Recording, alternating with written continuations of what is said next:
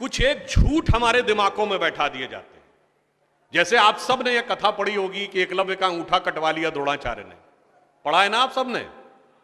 पर ये बताइए कितनों ने महाभारत में स्वयं पढ़ा है? मेरे विचार से हम में से किसी ने भी कभी महाभारत में वह प्रसंग पढ़ा ही नहीं होगा एकलव्य वाला। और अगर हम यह भी विनम्रता से पूछे कि महाभारत के कौन से चैप्टर में है, तो भी शायद हम में से किसी को ध्यान नहीं होगा कि महाभारत के वन पर्व में एकलव्य का उल्लेख है। मगर देखिए मार्क्स और मैकाले का प्रभाव कि हमारे दिमागों में ऐसा भरा हुआ है कि हम ग्लानि से आबद्ध हैं बगैर पढ़े हुए।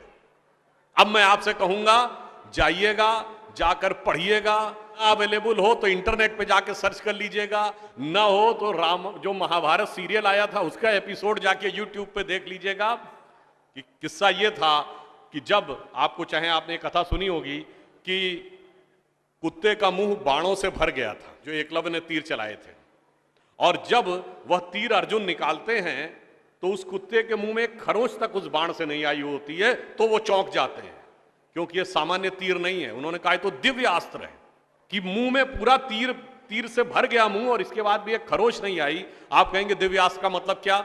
दिव्यास्त्र का मतलब ये है, जैसे रशिया यूक्रेन की लड़ाई चल रही है ना, इससे पहले मिडिल ईस्ट की लड़ाई देती थी, तो जो मिसाइल जाती है वो लेजर गाइडेड जाती है। जिस बिल्डिंग पे गिरना उसी बिल्डिंग पे गिरती है, अगल बगल पे नहीं गिरती, क्योंकि the direction is precise to the metres. पर अगर मुंह के अंदर जाए और खाल पर खरोच ना आए, इसका मतलब it is so much strongly guided that it is precision to the micrometres. तो जब ये वो देखते हैं ये दिव्यास्त्र चलाना, तो उन्होंने कहा दिव्यास्त्र राजा चला सकता है, ये कैसे सीखा इसने? तो जब द्रोणाचार्य उससे पूछते हैं कि तुमने ये किससे सीखा, तो कहता आपसे सीखा गुरुजी। कहते मैं तो तुम्हें जानता नहीं बालक, तुम अपना परिचय दो। अब यहीं पर बिंदु। एकलव्य क्या कहता है? मैं मगध नरेश जरासंध के प्रधान सेनापति हिरण्यधनु का पुत्र एकलव्य। अरे वो मगध के chief of the arm forces का बेटा था। यदि आप ये कह रहे हैं कि वनवासी था, तो ये भी पूरा वाक्य तो पूरा करो कि वो सेना अध्यक्ष था। मगर देखिए कितनी चालाकी से छुपा लिया आधे तथ्य को, और उसके बाद हमारे दिमागों में भर दिया कि ये बहुत गलत किया गया। बताइए, हमारे हिंदू धर्म के दो महाकाव्य रामायण और महाभारत, दोनों का रचयिता कौन? रामायण का रचयिता महर्षि वाल्मीकि, जो संस्कृत के आदि कवि माने जाते हैं। आज जो वाल्मीकि समुदाय है वो किसमें आता है? शेड्यूल कास्ट में। महाभारत के रचयिता और वेदांत और मीमांसा के रचयिता महर्षि वेदव्यास, जिनकी मां मछुआरिन थी, वह समुदाय किसमें आता है? कुछ राज्यों में, दिल्ली में शेड्यूल कास्ट में, यूपी में अति पिछड़े में। तो मेरे भाई, संत रैदास, नामदेव, कबीर, दादू, ये सब पूज्य संत हुए, फिर भी हमारे दिमागों में ये भरा जाता है।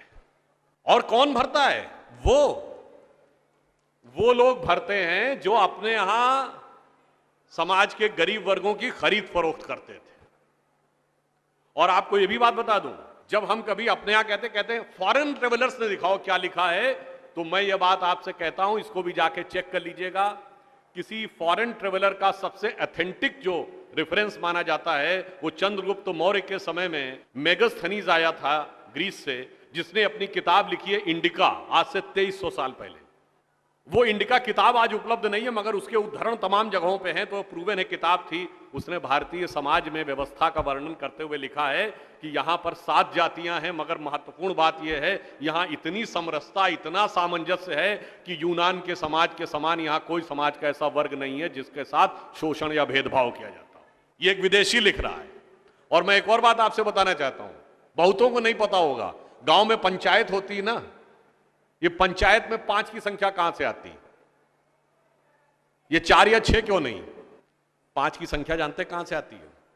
4 वर्ण माने गए थे, तो किसी भी गांव में निर्णय लेना होगा तो चारों वर्णों का एक एक प्रतिनिधि होगा, और 5वां जानते कौन होगा?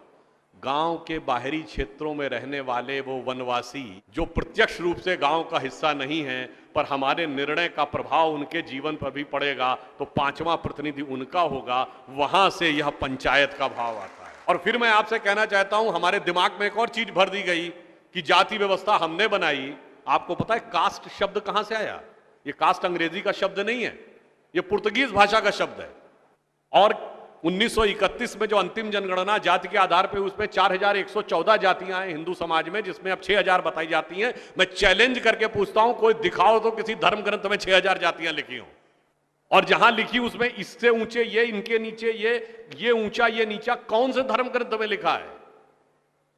ये माली ऊंचे की तेली ऊंचे, सुनार ऊंचे कि लोहार ऊंचे, कहां लिखा है? जानते हैं कहां लिखा है? एक British census commissioner Herbert Risley द्वारा किए गए सेंसस में हिंदू समाज को जातियों में विभाजित करके ऊपर से नीचे तक लिखा गया, और फिर वो हमारे ऊपर अध्यारोपित कर दिया गया है। हमारे दिमागों में कैसी कैसी बातें भरी जाती हैं। एक थोड़ा लिबर्टी लेते हुए ये भी कहना चाहूंगा, महिलाओं को पढ़ने का अधिकार नहीं दिया जाता था।